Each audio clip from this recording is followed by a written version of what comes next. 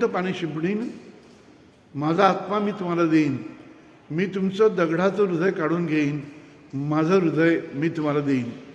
प्रिय बंधूंनो, आपण उपवास काळात आहोत. उपवास काळ म्हणजे शुद्धीकरणाचा कालखंड. या कालखंडाला प्रायश्चित्त काळ असे म्हणतात. आपलं सेवा कार्य सुरू केलं तेव्हा प्रभू ख्रिस्ताने आपल्या प्रबोधनामध्ये सांगितलं, पश्चाताप करा, स्वर्गाचं राज्य जवळ आलेलं आहे. प्रभू ख्रिस्ताने समाजाला पश्चाताप करण्यासाठी आवाहन केलं. पश्चाताप करणं म्हणजे काय? Total behavioural transformation. Total behavioural transformation म्हणजे काय? की आपली संपूर्ण वर्तणूक सुधारणं, समूळ सुधारणं, पूर्ण वर्तणूक सुधारणं. पण खोटं बोलत असू तर खरं बोलणं, भांडण करत असू भांडण न करणं, कुणाशी अबोला असेल अबोला न करणं, चोरी करत असू चोरी न करणं, जमिनीची प्रकरणं असतील तर ती मिटवणं, शेजाऱ्याशी भांडणतंटे असतील तर ते नष्ट करणं, संपुष्टात आणणं, भ्रष्टाचार करत असू तर भ्रष्टाचार न करणं. तर टोटल बिहेवियर ट्रान्सफॉर्मेशन म्हणजे आपलं संपूर्ण वर्तणूक बदलणं. एक तरुण आपल्या आईवडिलांना उत्पन्नाचा काहीच वाटा देत नव्हता, पण त्याला जेव्हा कळलं की आपण जे करतो ते चुकीचं आहे, तो काय करतो? दर महिन्याला आपल्या उत्पन्नाचा काही वाटा आपल्या पालकांना द्यायला लागतो. हे टोटल बिहेवियर ट्रान्सफॉर्मेशन. पती आणि पत्नीमध्ये भांडण झालं होतं, पत्नी माहेरी निघून जाते, पती माहेरी जातो आणि तिला पुन्हा घेऊन येतो. Total behavioural transformation. तर प्रभू ख्रिस्त आपल्याला वर्तणूक सुधारण्यासाठी आपल्याला आवाहन करतो. माणूस पापाच्या आहारी जातो, पाप करतो. पाप करणं म्हणजे शैतानाला होकार देणं, प्रायश्चित करणं म्हणजे ईश्वराला होकार देणं. पाप करणं म्हणजे शैतानाच्या आहारी जाणं, प्रायश्चित करणं म्हणजे ईश्वराच्या आहारी जाणं. पाप करणं म्हणजे ईश्वराला आपल्या जीवनाचा स्वामी बनवणं, मालक बनवणं. प्रायश्चित करणं म्हणजे ईश्वराला आपल्या जीवनाचा स्वामी बनवणं. पाप करणं म्हणजे शैतानाधीन असणं आणि प्रायश्चित करणं म्हणजे ईश्वराला शरणागत असं जीवन जगणं. तर ईश्वराकडे वळणं, शैतानाकडे न जाणं म्हणजेच प्रायश्चित करणं. आणि यासाठी आपल्याला हा उपवास काळ दिलेला आहे.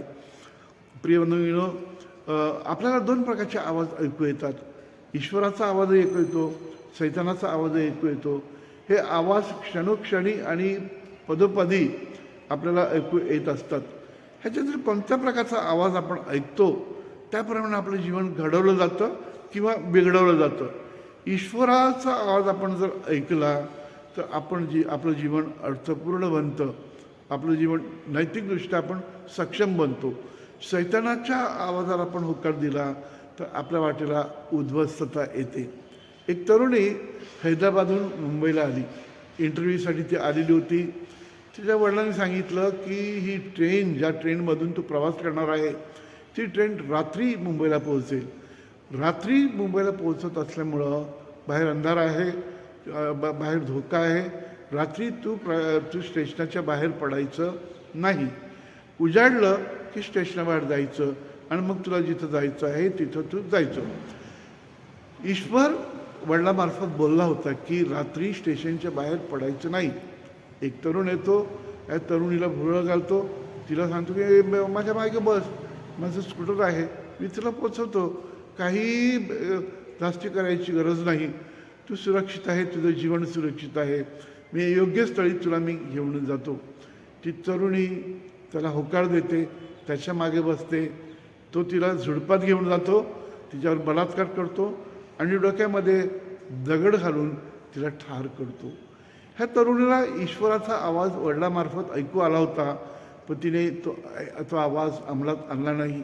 शैतानाचा आवाज तरुणामार्फत ऐकू आला, तिने होकार दिला आणि तिच्या वाटेला उद्ध्वस्तता आली. चिंचोटी धबधबा आहे वसईला.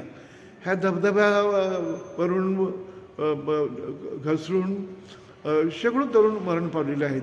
तिथं बोर्ड लावलेलं आहे, इथं शेकडो तरुण मरण पावलेले आहेत. तुम्ही चढू नका, ती निसरडी आहे, तर तुमच्या जीवाला धोका आहे, तर अजिबात चढू नका. काही विद्यार्थी येतात, ते आपण 5 मिनटात आपण जाऊन येऊया. हे ते तरुण ठरवतात, जाण्याचा प्रयत्न करतात, घसरतात, पडतात आणि मरतात. अर्नाळा इथं समुद्रकिनारा आहे, जिथं मोठा बोर्ड लावलेला आहे की ते समुद्रामध्ये सिंकिंग सँड आहे. तर त्याच्यामुळे इथे खूप लोक बुडालेले आहेत. इथं तुम्ही पाण्यात शिरू नका, पाण्यात उतरू नका. ते धोकादायक आहे, तुम्ही परत येणार नाही जिवंत. आणि म्हणून पाण्यामध्ये उतरू नका, पोहण्याचा मोह टाळा.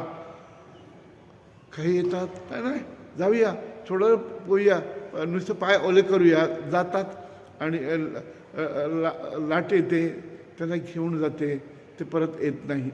पण ह्या तिन्ही खऱ्या कथा, खरी उदाहरणं, जिवंत उदाहरणं आपल्याला काय सांगतात की आपण ईश्वराच्या हाकेला सहसा होकार देत नाही, सैतानाच्या हाकेला होकार देतो आणि आपल्या वाटेला उद्ध्वस्तता येते.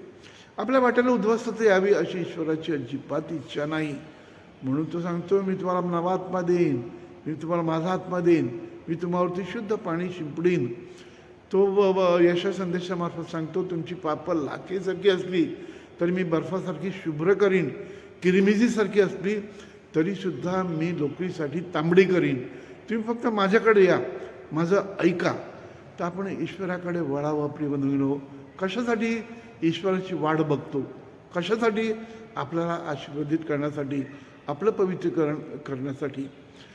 मुलाला आई जेवण घेऊन येते, पण मुलगा चिखलामध्ये लोळत असतो. आई जेवण देते का? नाही देणार. त्यालाच ते पहिला प्रथम आंघोळ कर, स्वच्छ हो, आणि मग तुला मी जेवण वाढते. मुलगा स्वच्छ झाल्यानंतरच तो जेवणाचा चांगला आस्वाद घेऊ शकतो, चिखलाने माखलेल्या हाताने नाही. नेमकं असंच आध्यात्मिक जीवनाविषयी आहे.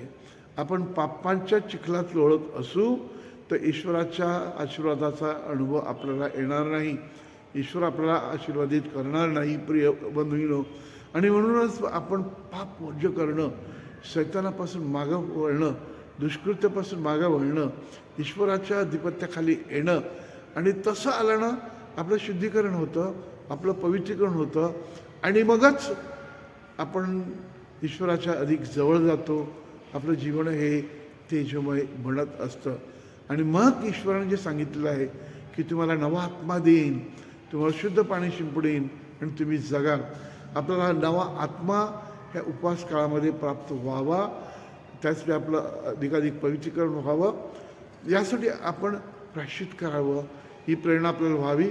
म्हणून आपल्याला मनापासून सदिच्छा. God bless you one and all.